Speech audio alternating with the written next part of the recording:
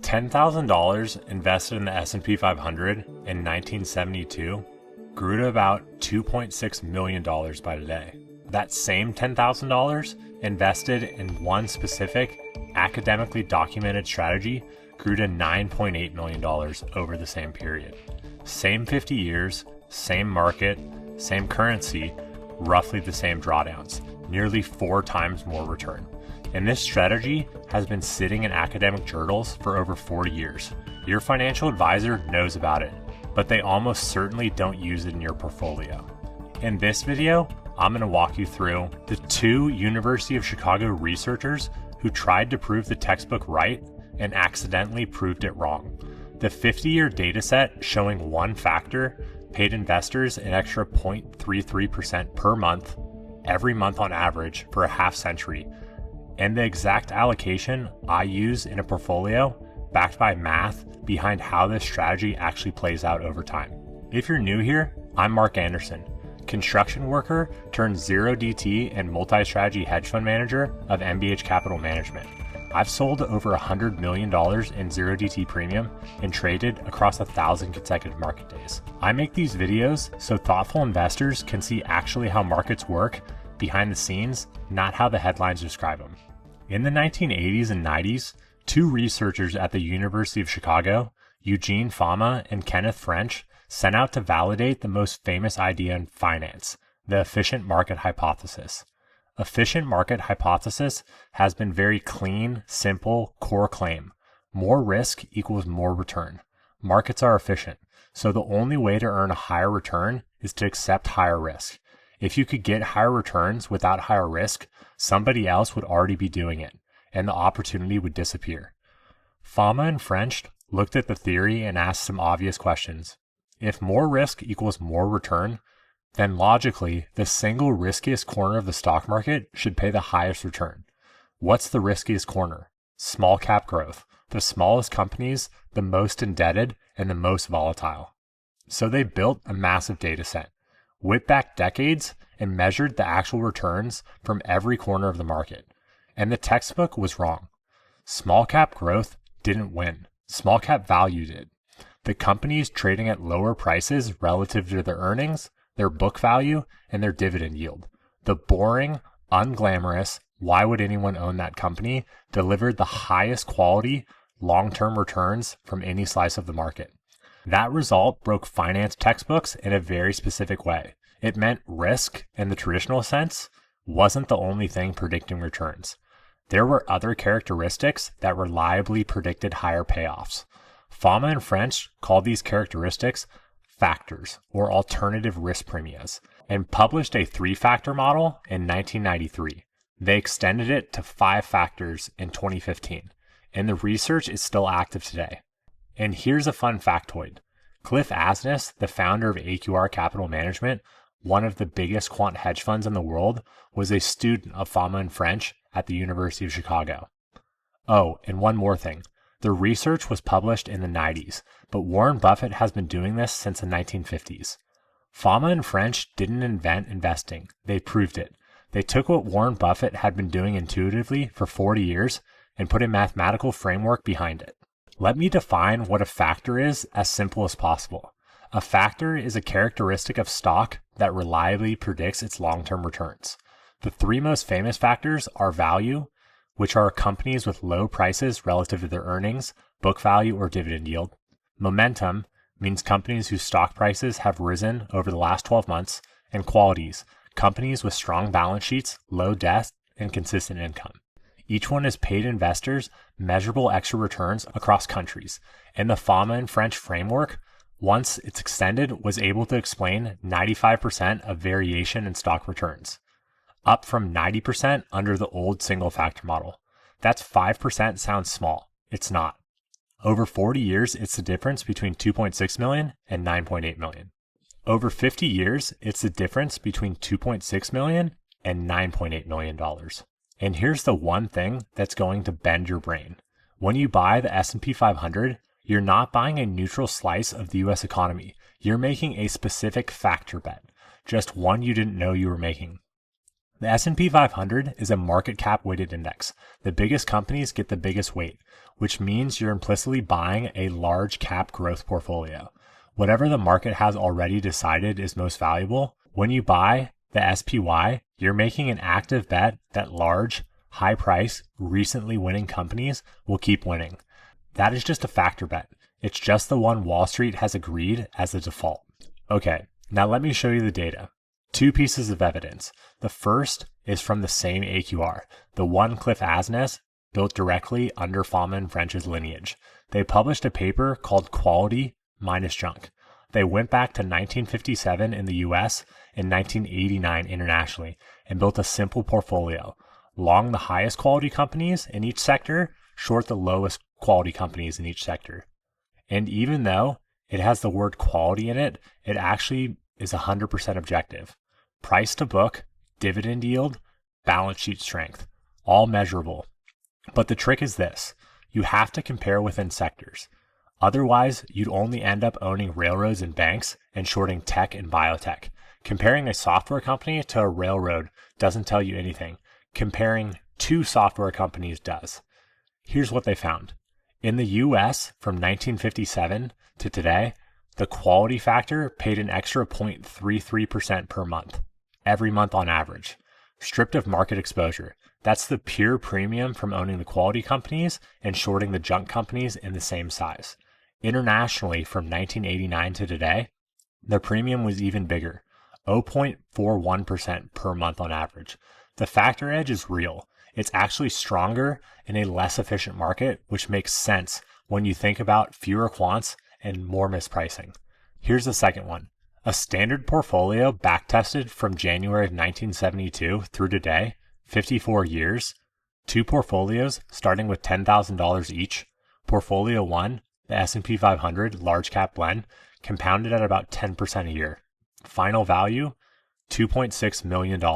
Portfolio 2, small cap value, compounded at about 13% a year. Final value, about $9.8 million. A 3 percentage point difference in annual return compounded over 54 years is the difference between $2.6 million and $9.8 million. Nearly $7 million extra from the same starting capital over the same period by making one different choice.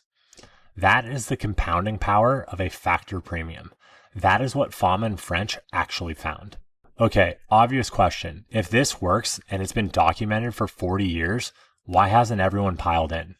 The answer is the entire reason these videos exist, because small cap value has slightly bigger drawdowns than the index and it underperforms during multiple expansion in bull markets.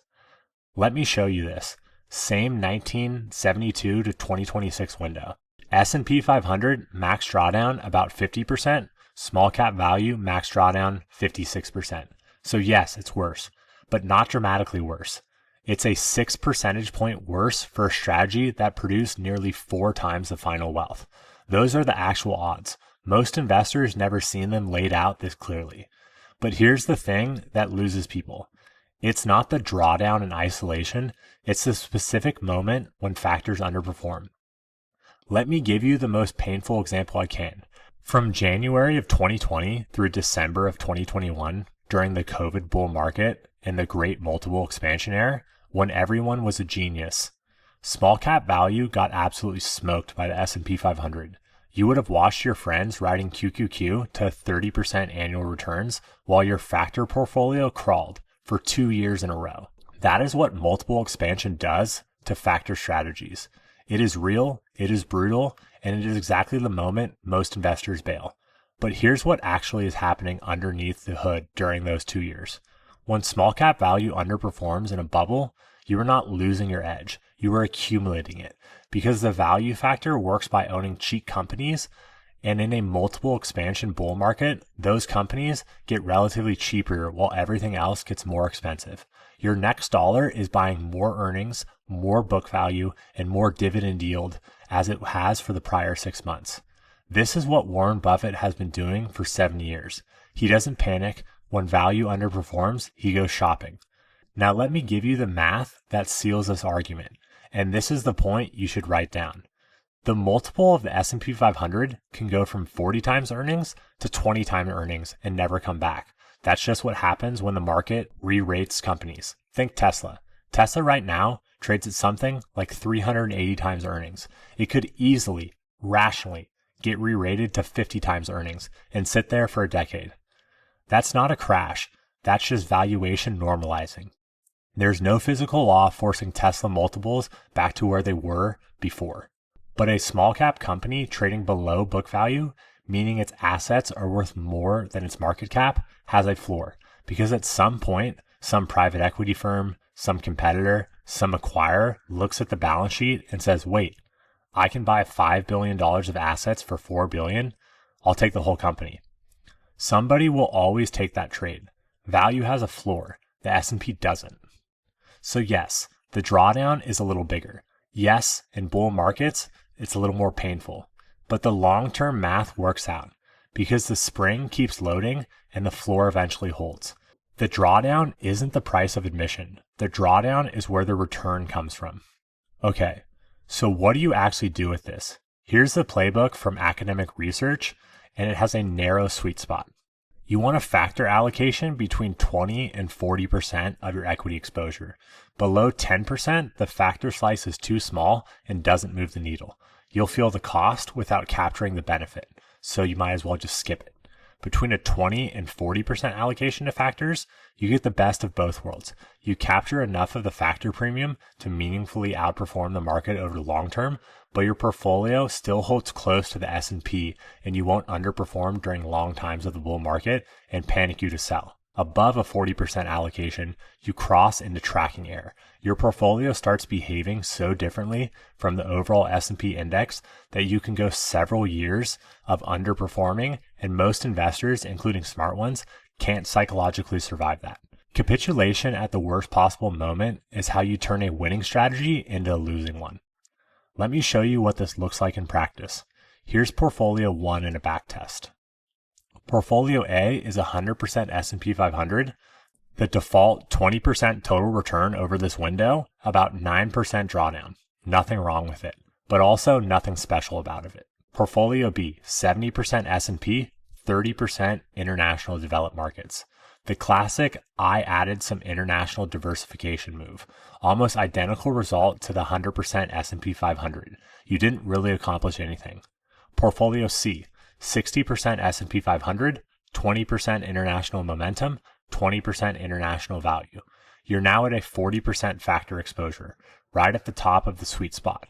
Results, 22% return, 7.3% max drawdown, 1.38 Sortino ratio.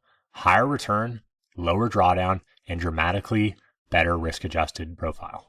Same core building blocks, the S&P plus 2 factor tilts. That's it. That's the whole move. You don't need to abandon the index. You need to tilt it. Let's recap. In the 80s and 90s, Fama and French at the University of Chicago set out to prove the efficient market hypothesis. They ended up proving something else, that small cap value beats the market. And there's a mathematical framework called factor investing that explains why. 50 years of data backs it up. 0.33% per month in the US, 0.41% per month on average internationally. The difference between 2.6 million and 9.8 million over a 54-year compounding window. The catch is that factors underperform during expansion in bull markets and the drawdowns are slightly bigger. But that drawdown isn't a flaw. It's where the premium comes from. It's the coiled spring loading up. And the actual allocation that works in real life is 20 to 40% of your equity exposure.